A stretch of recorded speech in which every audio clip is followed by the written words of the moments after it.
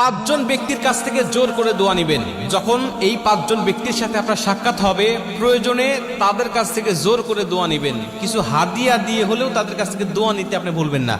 কারণ ইবনে মাজা শরীফ এবং তিরমিজি শরীফের বর্ণনায় নবীজি বলছেন, এই পাঁচজন ব্যক্তির দোয়া করলেই আল্লাহ পাক তাদের দোয়াটা কবুল করে নেয়। দুইটা বর্ণনা আসছে, তিরমিজি শরীফের বর্ণনা আসছে 3 জন এবং ইবনে মাজা শরীফের বর্ণনা আসছে 2 জন। এই 3 জন আর 2 জন, এই 5 জন ব্যক্তি যখন কোনো ব্যক্তির জন্য দোয়া করে, আল্লাহ পাক তখন ডাইরেক্ট তার দোয়াটা কবুল করে নেয়।